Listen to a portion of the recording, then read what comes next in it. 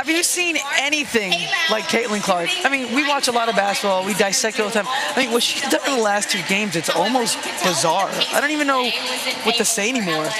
You know, you have that pressure. You have the pressure of performing. You have the pressure of everybody in the outside world watching you. But you women out there, y'all petty, man. Could Clark actually be the greatest women's college player ever?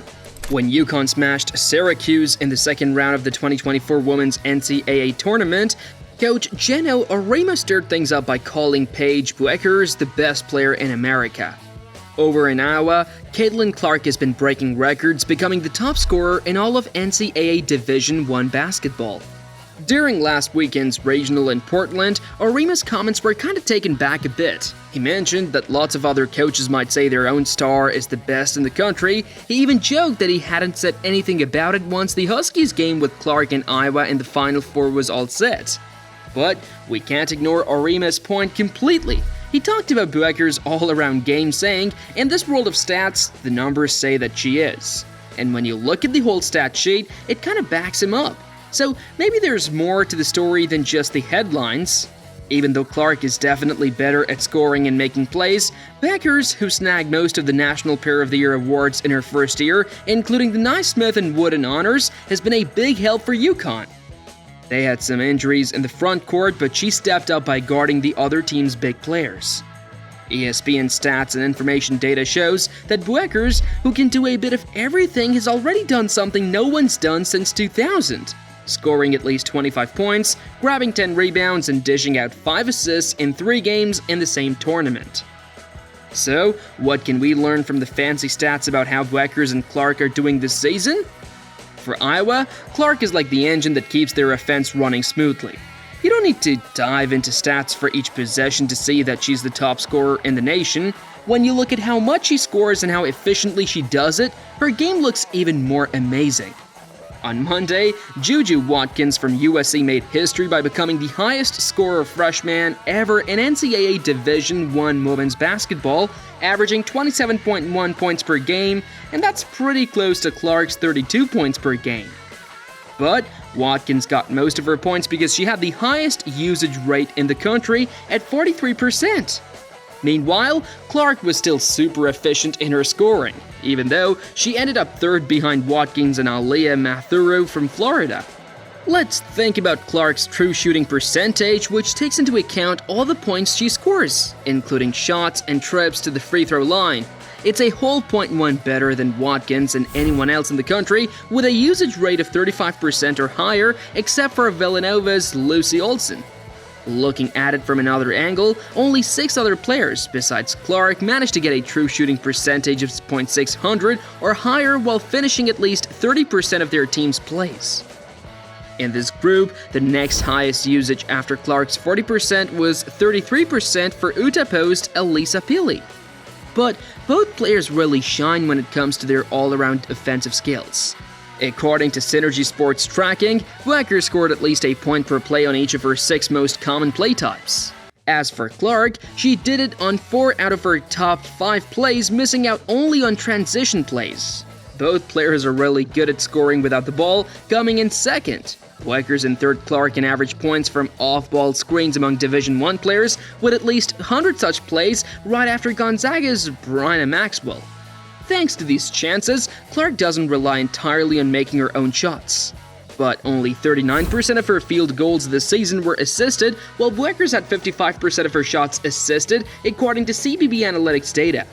This shows that Clark's shots might be a bit trickier to make.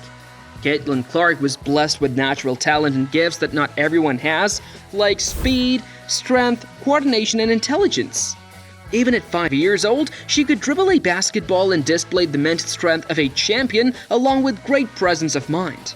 Everyone is born with a gift. It's just a matter of recognizing it. You become exceptional when you strive to excel in an area that aligns with your natural abilities. Becoming the best in the world at something takes a lot of commitment.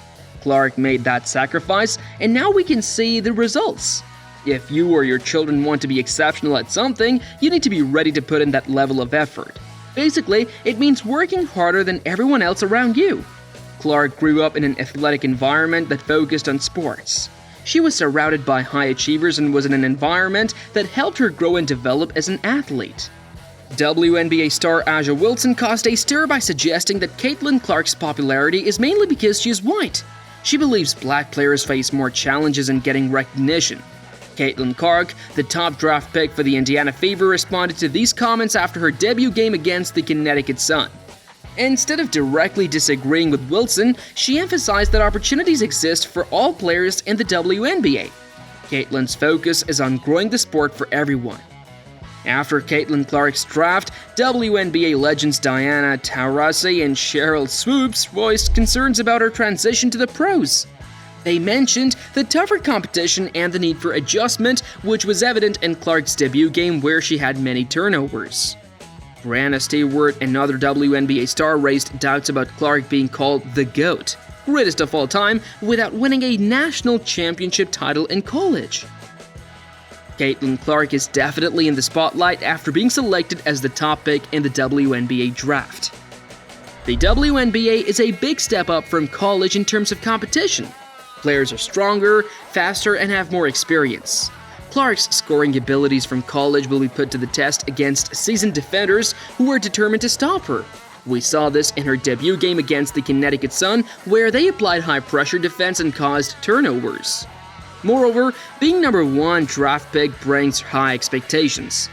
Clark was a standout player in college, winning National Player of the Year honors twice. The question now is whether she can maintain that level of success in the pros. Caitlin Clark's success in college has translated into a dedicated fan base, making her a sought-after figure for marketing and brand recognition, especially for Nike. Signing an 8-year, $28 million contract with Nike shows their long-term commitment to Clark and their confidence in her future success. It's uncommon for rookies to have a signature shoe deal, but Clark's talent has earned her this privilege.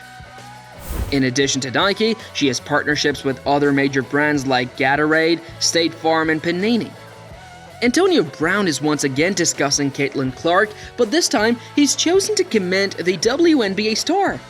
Despite Brown's unpredictable behavior causing frustration for fans and Clark alike, their ongoing exchanges have become infamous online.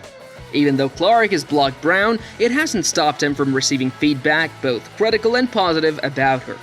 What started with highly offensive tweets from AB now includes some compliments towards Clark. Brown's latest tweet falls into the positive category, praising Clark. Brown said in Jason Whitlock's Fearless, "Caitlin Clark, we love you. There's no drama here. I'm excited about what you're gonna do for women's basketball." This showed improvement because she limited her turnovers to 3, with none happening after the first quarter. Do you think Caitlin will create history? Share your views in the comments below. Also, don't forget to hit the like and subscribe buttons.